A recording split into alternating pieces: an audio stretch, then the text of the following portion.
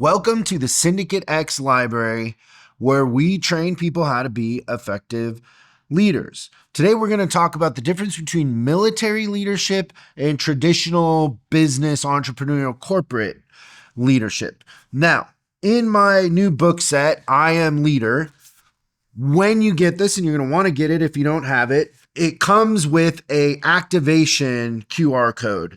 When you activate that QR code, you get access to online training and, even better, a community.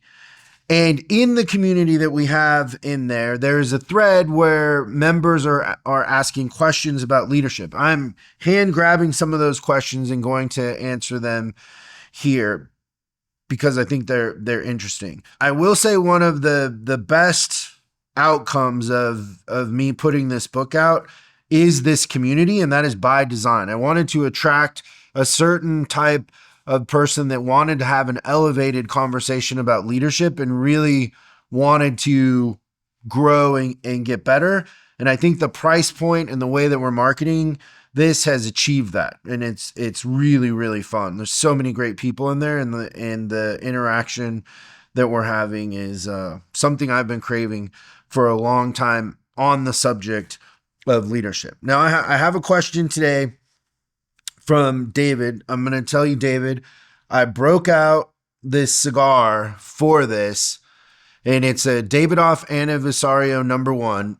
It's incredible. I've smoked them before, and I probably haven't had a real cigar in a couple months, so this is a treat for me. His question is, as a Marine that has now worked in, and we'll eliminate the industry, I would like to see some content on how to cross military leadership over to the civilian side.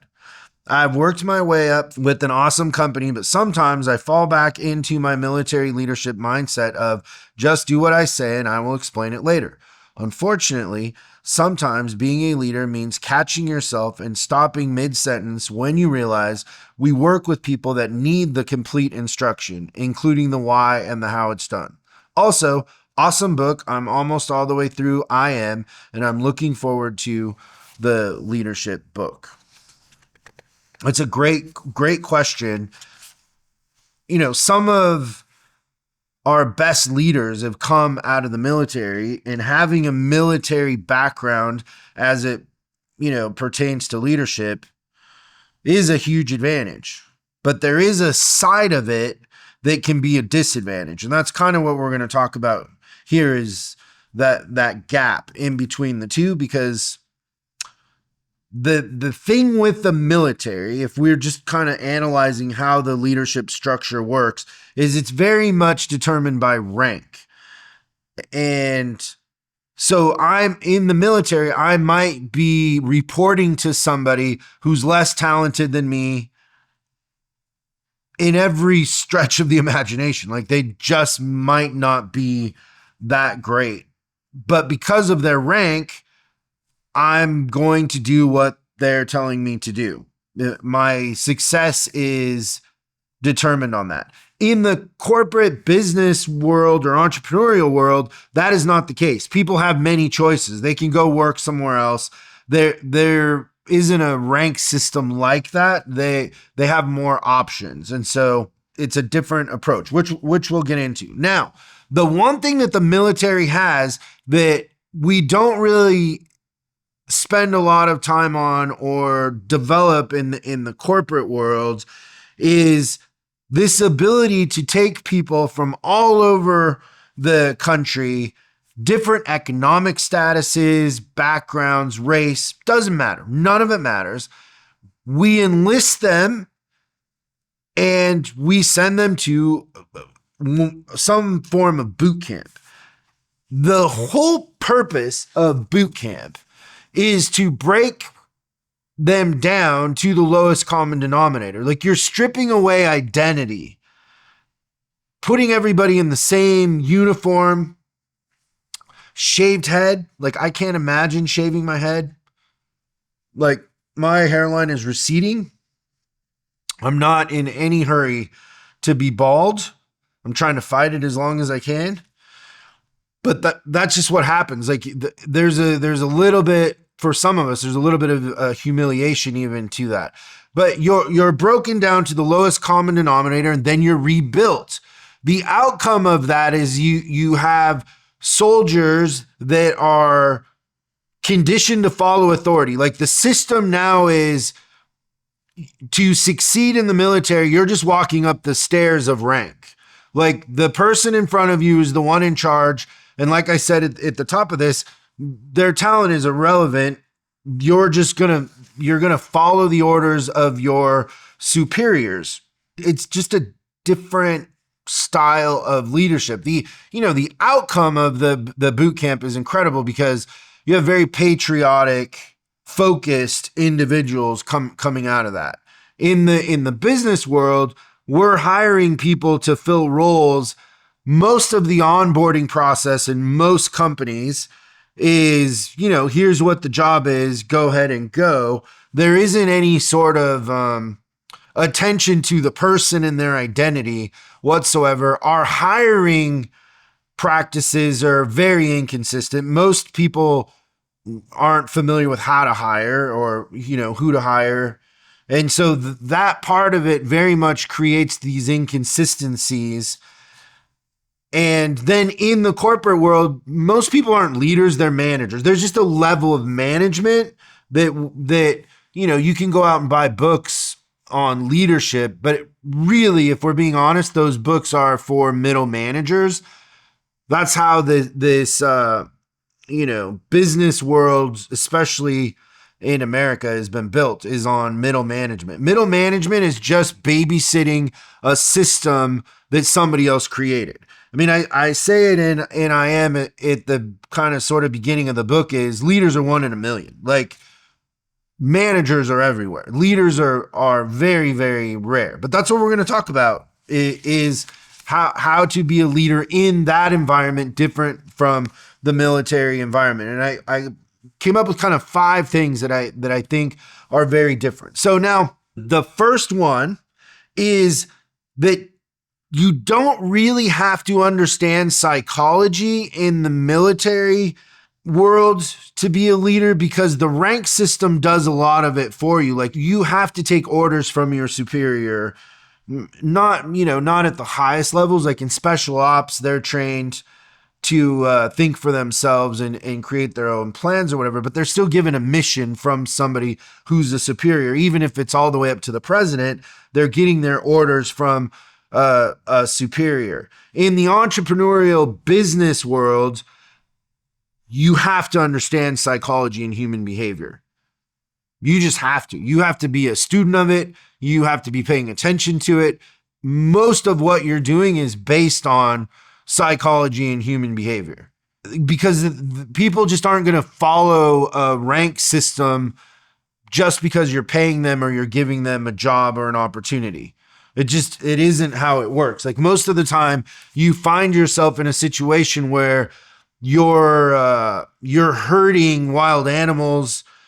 And a lot of times, I've noticed this a lot. People will take a job not even understanding what the job is. Like you could let me give an example. Like let's say here at the office, we're looking for somebody who can make videos. And so we run an ad for somebody who has a background making videos.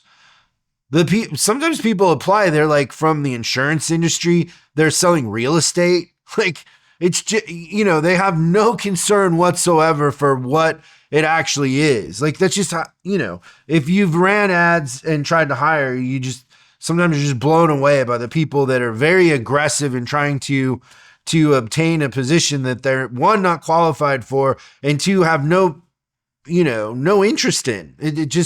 It lacks a lot of common sense. So number 1 is you have to understand psychology and human behavior because the ranks, the just do as I say, and you mentioned that in the question, that just doesn't work in the other side. The next one, number 2, is you have to work on your charisma. You have to be likable. You have to be authentic and believable. Nobody wants to follow somebody that they don't believe in or like. If you can't lean on the fact that it's a rank system and you do it because I'm your superior, then you have to very quickly develop a charisma that makes people attracted to you and makes them want to follow you. And in that process, you have to kind of be authentic, and you have to radiate an energy that people want to be around.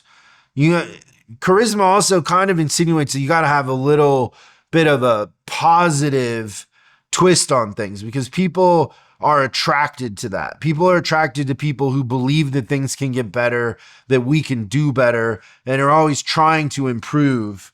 And so charisma is a big part of it. Number 3, that is a second cousin to charisma, is you have to learn how to tell a story. You have to be able to tell a better story than everybody else. If you want to be a leader, that means that you are leading people after a mission or a cause. You have to be able to tell a better story about the mission and cause and why you're doing it. You have to tell a better story about why, how, all of it. You have to be a good storyteller, because people think in stories. It's if you just pay attention to really, really effective leaders, they were incredible storytellers and orators, and they had tons of charisma. It's very, very rare that you see a leader that isn't charismatic. There are leaders that aren't that charismatic, that are behind the scenes, people that you would never know about, but they're the money guys or the investors. They're in the background, but they're in the background because they're not real charismatic. And they know that, and they understand that. But that's a really hard position to get. Like those types are very rare, and they're hard to study because most people don't even know they exist. Number 4 is you have to surround yourself with talent and like-minded individuals. You have to be a people collector, where in the military, we break everybody down and rebuild them. You have to be able to attract the right sort of person for the mission that you're trying to accomplish in the corporate or business world. One of the biggest mistakes that we make, and we've all made it, I've made it, is we try to fix people that don't want to be fixed. That's not leadership, that's insanity. And so if we go back to number 1 with the psychology and understanding human behavior, you have to use that to be able to pick the right people, because that saves you a lot of dead energy, dead time. Like it's a time bandit. And you end up feeling like you're going insane a lot of times when you have the wrong people, because you're in a sense, you're just gaslighting yourself. Like you assume that they want to improve and get better because they're in that job, but the whole time their actions are telling you that they don't, and they just want to be entitled and left alone, and they have no desire to get better personally, let alone contribute to a bigger cause. But we'll double down and we'll spend a lot of our time trying to fix people. But the best people learn and figure it out on their own, and they're bringing a certain magic to the situation. And so you got to be really good at collecting the right collaborators in your business. I would even say employees, because it isn't really about employees. It's about collaborating with the right people that have a shared mindset and sensibility. And then number 5 is that you have to work harder than everybody else. Like you have to be in 2 places at one time. You have to know more about whatever it is that you're trying to do than anybody else. Like I'll tell you, one of the things that helped me leapfrog in business was that I knew the financial statements and how the money was made when everybody else was just doing their job. So just think about this for a second. If you work in a company and you're a middle manager, most of the time they don't understand how the money's made. They understand what their, what their thing is in the overall scope, but they're not understanding the other parts that are connected to what they're doing. And two things happen when you understand the bigger picture. Like if you understand the purpose of the business in a bigger way, is you transcend your department or whatever your responsibility is as a manager, and you become a leader because you start developing and thinking about things in a way that affects the overall scope, and you're making everybody else better by your contribution. And so you have to work harder, study more, be in two places at one time. Like it often surprises me in situations that I find myself in where I'm with industry experts on something and I know more about certain parts of their business than they do. That always blows me away, but it's just true. Like it just is. Like, and it's sad, but it also will make me the leader in those situations. You have to give a piece of yourself. You're going to give a piece of your soul in order to be a leader, just in the effort and the amount of learning and understanding and listening. You got to ask way more questions. Like, the best leaders are asking questions. They're not so sure about anything because it can change really, really quick. You understand psychology, you work on your charisma, you tell a better story, surround yourself with the right people, and you work harder than everybody else. When you walk in the room, the energy and what you will project will naturally make you the leader without you having to have the title. And that's really the difference, right? In military, people follow you because you have the patch on your shirt. In the rest of the world, people follow you because there's something about you different than everybody else. And that something about you is that you know more, you're better at communicating it and telling a story, and you're charismatic. There's just a different energy that's coming from you when you're interacting with people. You're authentic. Like you're not trying to bully people. You're not trying to get over on them. You don't have any sort of blackmail in the situation, and blackmail maybe isn't the right term for it, but they're following you because they want to, not because they have to. It's a great question. Thank you.